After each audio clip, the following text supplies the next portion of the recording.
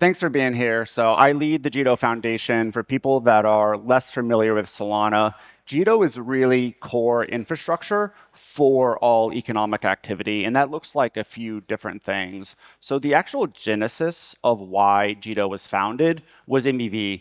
And, founders foresaw that MEV on low fee blockchains is actually very tricky to solve. There's a lot of spam. And I mean, you can see on Ethereum, there's the Dark Forest paper that was years and years ago, and how hard of a problem that is to solve. And so they set about to create a system that captures MEV, tries to minimize the negative externalities, and redistribute all the profits for the good of the network. And so the original system looked roughly like Flashbots in kind of a Solana format. It's evolved decently since then and will continue to deviate. But that's really like the main piece. And so today, Jito's MEV system has over 95% of the validators on Solana, and it's distributed over 1 billion in Jito-specific fees to validator stakers and Solana stakers and validators. And so it's really like critical piece. Like if you're trying to land a trade quickly on Solana, you send a Jito tip.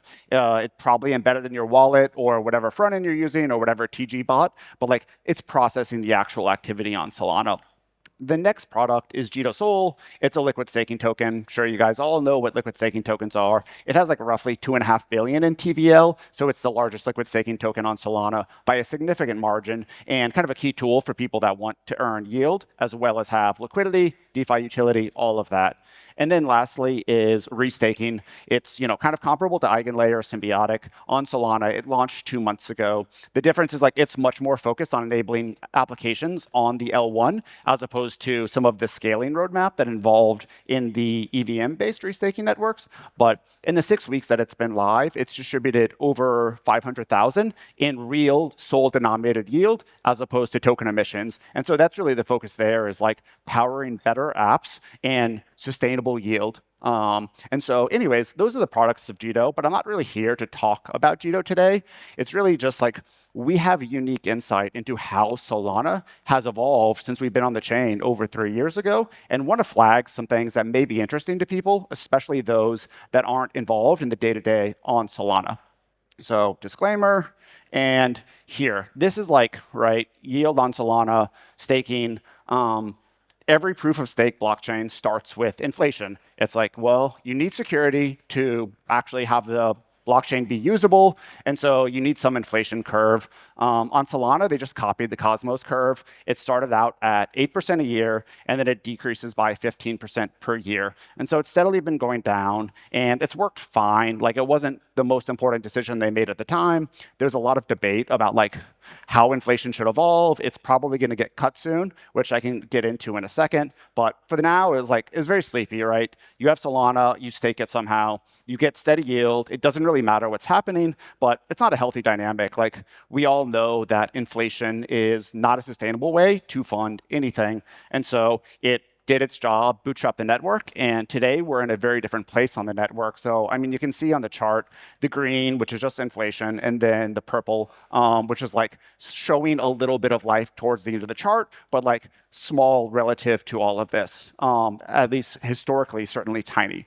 So then we kind of catch up to where are we today, where it's not just inflationary rewards on Solana. So this is about REV. All the charts are from Blockworks. They're doing awesome work across all of crypto and kind of analyzing the real metrics. And so REV is a term that they coined. It stands for real economic value. What this means is what fees are users of the blockchain actually paying to use the blockchain, and it's specifically to interact with the L1, so it goes to stakers, validators, and other people involved. And so this strips out inflation because inflation is like not real, and it's a much better way to compare how crypto networks compare on actual usage, right? Like volume on chain, all these other metrics like daily active addresses, like they're all fake. Like they can't be relied upon because it's so easy to Sybil, wash trade, anything like that. But this is real value that is being paid and paid out to third parties. And so it's actually, in my opinion, the best metric for the health of any crypto network. And so what you see here is this chart is like blank up until the fall of 2023, right? It's just there was inflation on Solana, there was some trading activity, it wasn't really captured, and the network was usable and it was fine, but like this chart really speaks to the evolution of how Solana has matured and actually become extremely successful. And so I don't want to get too in the weeds for you guys in terms of like the tips. Like the supply chain on Solana is complicated. There's like the Jito tips, which is interfacing with Jito's MEV system. That's the predominant way that people get better execution. So especially like time-sensitive trades, like if you're aping a meme coin, and you want to get in the next 2 seconds because you think it's gonna 100x or something like that, then you're probably fine to pay $5 for the trade because you think you're about to make $1,000 when it 10x's. And so that's actually what's unique also about RAV is like fees on Solana are so low that like at any given time, even during congestion, you can pay fractions of a penny and still get a USDC transfer to your buddy for drinks included. Like it's awesome. But when you want to actually buy something that a lot of other people are buying, i.e. contested state, that costs decent money because like there's only so many people that can buy a meme coin 30 seconds after it's launched and the guy is doing something kind of crazy on pump.fun and like everyone wants in. So this is how it is. And like that's Jito tips. There's also this other mechanism called priority fees, which is like the native way to get your transaction prioritized in Solana. But for this purpose, you can just look at them aggregated. And it really shows like, so Solana didn't have anything up until around the fall of 2023. Like I personally remember that time. Like obviously Solana was quiet post FTX. There wasn't too much DeFi activity. And then there was Breakpoint, which is a Solana native conference in Amsterdam. And like there started to be some pretty cool signs of life. So Bonk had been issued earlier in the year, and like Bonk started to go parabolic. There was a few other meme coins. It was like that was really when the first seeds of Solana's meme coin theme started to launch. But even now, if you look at this chart, like those bars are tiny relative to where it's been. And then you see like they're pretty sustained at about 100 million per month for all of 2024, and then obviously in the fall of 2024 and January and February, when meme coins were kind of taking over the world in like almost a literal sense, when you think of the world leader launching his own meme coin on Solana, you saw like $500 million of REV was generated in that month. And yeah, I think it's just awesome to see, right? Like one, just the prevalence of like how much of that is going through Jito's system. It's actually like a pretty interesting anecdote that so there was the Trump meme coin, and then there was the Melania meme coin shortly after that. Jito's system like actually broke during the Melania meme coin launch, which is pretty unfortunate. But like what it showed is like transaction throughput on Solana actually went way down, and fees on Solana went way up, which is just rewarding to see that like Jito's transaction execution system is so core to Solana that when it had periods of downtime, because like it just had overwhelming demand and it crashed, like it fundamentally impacted the cost to transact on Solana through the default mechanism. And so it's a good reminder that like this is core tool for anyone utilizing Solana to be there. And then, yeah, so, you see REV is traded down. A lot of it is just driven by meme coin inclusion. It's actually less arbitrage than you would think. Like traditionally people think like MEV is, like back running different pools or even front running, but it's mostly just people want to land their trades fast. But like what is very interesting is Solana is actually #1 in REV for any crypto network over the last 6 months. And that is actually on pace to, I think it actually is now set for April and looking on pace to do that continually. And so despite how cheap the fees are on Solana, then it's just an insane amount of economic value. So here's like more of like the staking components. I will not get into this complicated chart that has all these lines, but like the punchline here is that the supply chain of how all of these fees get distributed is actually quite complicated. It's like layering different systems and different mechanisms on top of each other. And so it's something that anyone that holds Solana and is trying to stake their Solana or get yield on it needs to be aware of. And this is like effectively, again, I don't want to like get in the weeds because this is probably a little too detailed for some of you, but like there's 3 different fee streams as a staker on Solana that you should be entitled to. So inflation is fairly straightforward. We talked about it before. I think people are mostly used to like knowing that Solana validators have some commission on inflation rewards. It's been that way forever. It's very heavily flagged, and you get whatever the balance of that is. In practice today, Solana validators don't really charge commissions on inflation, at least like a standard retail validator, because the other two revenue streams are so significant that inflation is like the most competitive revenue stream. And so that's zero.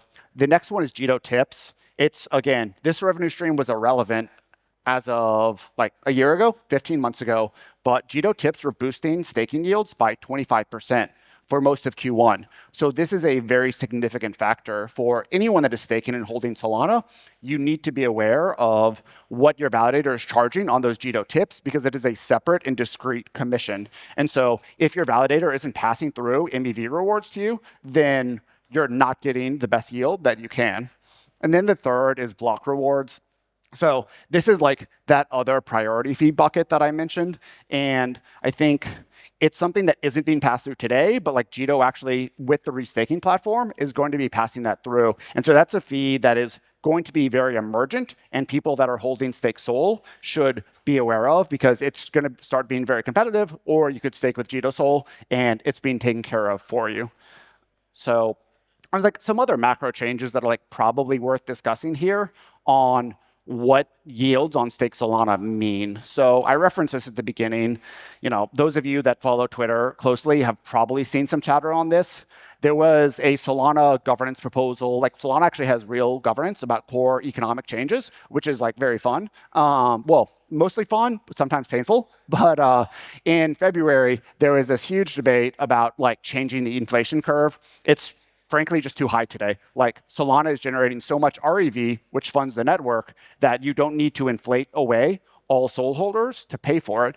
And so there was a proposal. It was by Multicoin Capital, as well as Max Resnick, economist at Anza. You guys might know him from his EVM days as well. And it narrowly passed. It was extremely controversial, but the punchline is like probably inflation is going down later this year. So there's going to be some form of recrafted proposal here. It makes a lot of sense. And it's really just like the details of like, do you just cut the curve in half? The original proposal that failed was like a market-based mechanism, which is very elegant, maybe a little complicated. I'm personally a fan, but it's something that you guys are probably going to see your Sol yield cut in half.